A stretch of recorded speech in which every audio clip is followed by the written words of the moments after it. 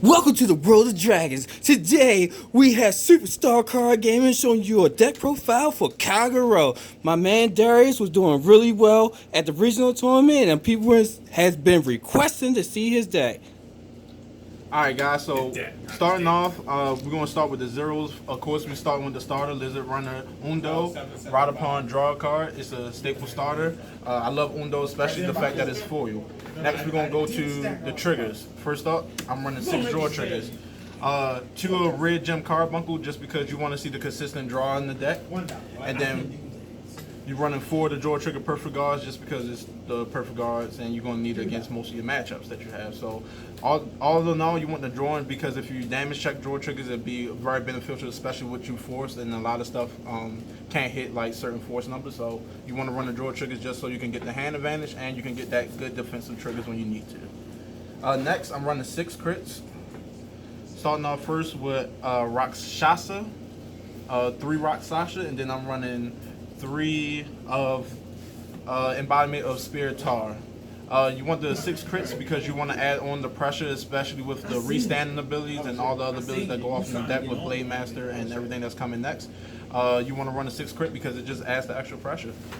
Running with Force 2, and then you just pretty much mollywop your opponent. And finally, in triggers, we're running 4 heals, of course. 20k shields, heal damage, straightforward as possible. I love the shininess in all my triggers. Please love it as well. Alright, next we're going to Great Ones. So first, I'm running 2 Sable Dragon Newts. Some people run at 3. I like running at 2 because I don't want to see an oversaturation of Sable Dragon Newt. If I draw it for the hit ability, so it's a plus. But if I don't draw it, it's still a plus when I use this ability to drop out and then draw a card. So either way, it's a good tech just to have in the deck. But if you're running at 3, it's up to you. It's your cup of tea. Me, I like running it at 2. Next, I'm running, of course, the boy, Airmo, Flame of Hope Airmo. He's a staple in the deck, counter charge and draw a card. Plus, he's a 11k booster. You kind of need him in this deck because a lot of stuff now is starting to hit numbers, and so you want to keep adding on the pressure because you're forced. So that 3k matters in certain matchups. So always run Airmo in any Kagero deck that you're running. Next, I'm running 3 Wyvern Strike Garns. It's one of the main key pieces and Blade Master's combo because it's a great one that becomes a 13k boost if your opponent has no rear guards, and it also has the on hit ability when combo with Doha to make any hit that it does either on Vanguard or rear guard. You get the Soul Charge 1 and draw a card. I mean, sometimes it helps sets up for early grade 3 in the Soul, so you kind of need Garn in the deck. I run it at 3 because, again, I don't want to see it oversaturated, and then you want to make sure that if you see Garn open the hand, if you have more great ones, put Garn back in the deck because you have a searcher for it. So 3 Garns is kind of what you want to do. And then to top off the great ones, I'm running 2 Red Dive Griffins. I can't tell you how much I love this card.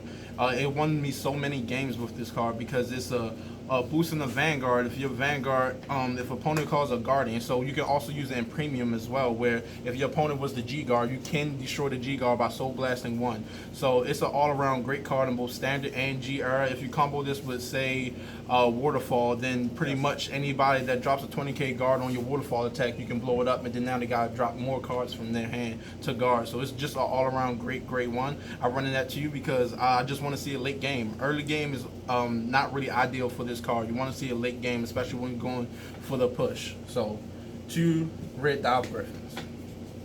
Next, I'm going to grade 2s. First off, I'm running 3 Dragon Full Armor Busters. It's the grade 2 Overlord Searcher that on ride or on call, you Soul Blast 2, and then you search the top 7 for Overlord. You retire a card, and then if they have no rear guards, you get +3 continuous on both your turn and your opponent's turn. So all around was a great addition, especially if you're running multiple Overlords. It's such a great card in both Standard and Premium. I love it in Premium because I pretty much search every grade 3 in my deck with this card, and especially especially if you combo with like Doha and Garn's combination. So it's all around just a really good card that was a great addition to the deck.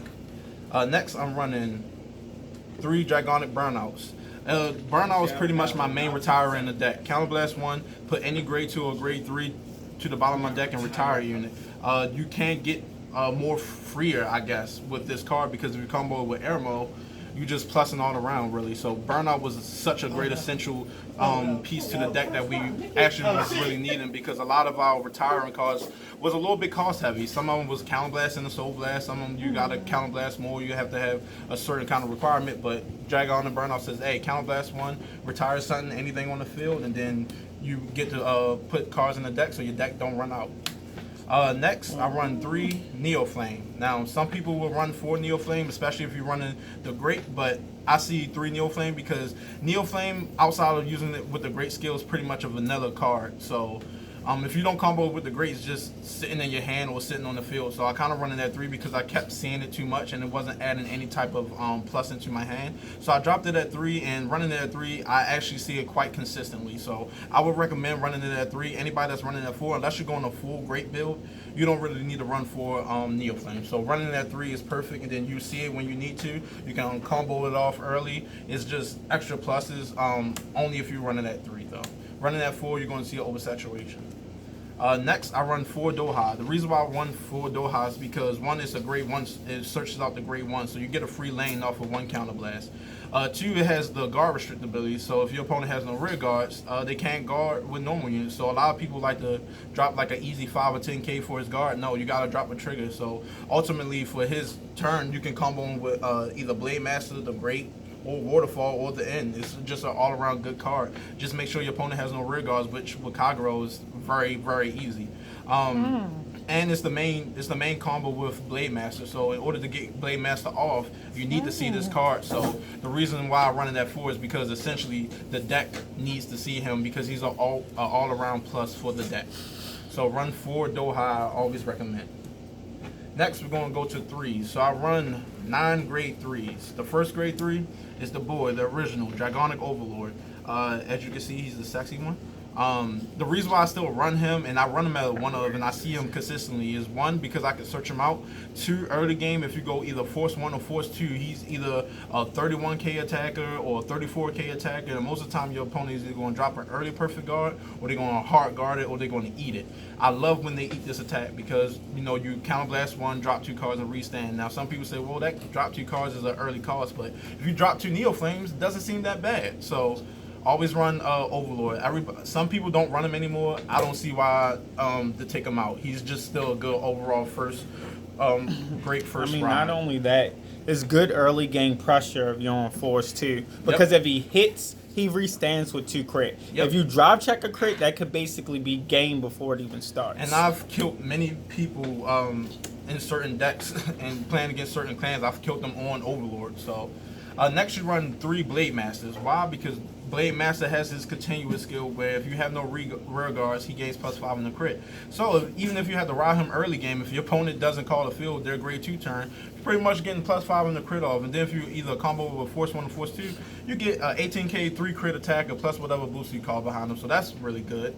And then if you combo him with Doha and Garin skill, now you're getting a vision token that has twin drive, and you're getting to retire the whole field, and then just a whole bunch of combos going on. So you get 4 draw checks, wipe their field, he gets a plus crit, the other cards combos going off where they got the guard restrict and the on hit ability, and you're getting a twin drive with the vision token. All around, Blade Master is a really good addition to the deck. I wouldn't run him at 4 because you risk, again, oversaturation is a word you're going to hear a lot, just because of the fact that the way I play the deck, I don't want to see everything like too much of. So it's like I don't want to draw too many Greats or too many Blade Masters or too many Red Dive Griffins or too many Neo Flames. So my main thing was I wanted to drop the oversaturation of cards that I don't really want to see either early or late game. I have a very specific way of playing this deck where I want to see certain cards opening, mid, and late game. And then with Blade Master, he's a great mid to late game card. So it's just like wiping your opponent's field, your opponent can barely recover from that first wipe, and if you wipe him again and you still call another vision token, he just gets worse and worse the more you ride into him for your opponent. So it's just like overall, Blade Master was such a great addition to him. Some people love the Blade Master build by itself, but I think it's so much better combo with the Great and the End and whatever combos you want to run with it. But all Blade Master overall is just a really good grade 3. Next, I run 3 the Great. Now, some people run 4. And I can understand why they run 4, but me personally, I think 3 is a very good number because 1, I can search him out just like I can do the original Overlord with Dragon Full Armor Buster. But second is because the Great, I normally use him mid to late game. you can use them first game to get like an early game with Neo Flame and him, because sometimes what I do is I will combo it with Force 1 or Force 2, and then I will put the Force 1 marker on Neo Flame, so Neo Flame is a steady 20k attacker, and then if my opponent chooses to rush me on grade 1 or grade 2 turn, I would just use the Counter Blast too early, because I know with Air Mode, I'll get that Counter Blast back.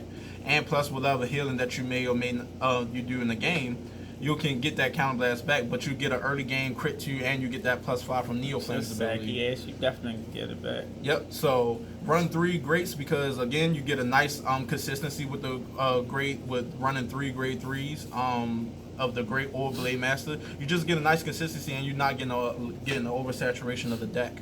And I mean, what it does is you have options between Blade Master, the Great, depending on what deck you're playing against, you can decide what you go into. And that unpredictability is how I take a lot of my opponents, because they're thinking, oh well, I see Neo Flame, so I'm gonna go. He's gonna go into the Great next, and then I drop Blade Master, and then they never expected it. So now they're just going up against a pretty much a wall, because they don't know what to expect next. Because then they're like, all right, well, he's gonna rob Blade Master again. Then I ride into the Great, and they're like, oh my god, I'm preparing for Blade Master. Then the Great comes out. My next grade 3 is Dragonic Overlord, the End. The reason why I run one of them is because he's a finisher. He's literally my end all be all. If I have to go into him last, even if I don't have an Overlord and Soul, it's still a restand in Vanguard. But oh, it's so much sweeter when you have that Overlord and Soul and you get to attack 3 times and you'll drop your opponent's hand. So even if he don't kill him, your rear guards will do the justice for you. It's not justice when you play Kagero. It is justice. That's all we dish out is justice. As you can see, if you do not know what the End does, when he swings, if you have 4 or less cards, you can add, well, in general, if he swings and you have a grade 3 in the soul, you can activate 1 or 2 abilities. You can Counter Blast 1, so, well, even if you don't have the grade 3 in the soul, you can activate his abilities, where you Counter Blast 1 and Soul Blast 1, and you can restand if you have 4 cards or less in your hand. So if you want to go all in on your first couple turns, rob the End, and then you can get a potentially a restand. It's just the only problem is when you hit that one draw trigger, you do not want to see when you draw check with his attack. But other than that, you can easily get. I've seen somebody actually kill with the End on their first ride. So it's just like the fact that that possibility is a thing is what's scary about the End. And then the second one is if you have an Overlord and Soul, you drop 3 cards and he restands +10. So the way you can combo with both restand abilities is pretty much any way you want to attack first. Sometimes I do the Counter Blast 1, Soul Blast 1, because it's the least cost. And then if I decide not to drop the other 3 cards to restand, I mean, you can save 3 cards in your hand without having to restand. You still add the same amount of pressure. So some people go with the drop 3 first just to get that +10, but most of the times I go with the Counter Blast 1, Soul Blast 1, just in case I don't feel like killing them with the End, or if I feel like I can survive the next turn, then I will not drop the 3 cards.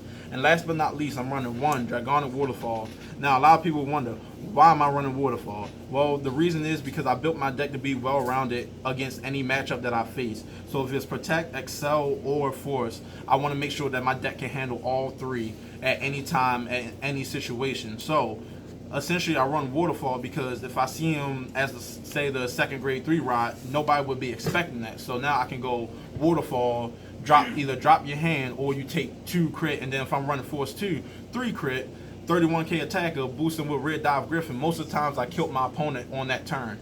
So, and then if I see him late game, he requires any grade 3 in the soul to Soul Blast. So essentially it's like, okay, after you've done the Great skill, after you've done Blade Master skill, and even after you've done the End, if your opponent is still somehow surviving, you drop this last dagger, and it's just like game over pretty much. Especially at that time, they should be at 5. It's pretty much a guaranteed win. So I run 1 Waterfall because I don't want to see too many Waterfalls, and because of the fact that he's literally just a finisher on the same level as the End. Literally, once I see him, if my opponent at a certain hand size 2, he's pretty much guaranteed game. So that is the deck profile. If you have any questions or comments, comment below, and I will answer any question that you need. Please enjoy the content that's on this channel, and I'll see you next time.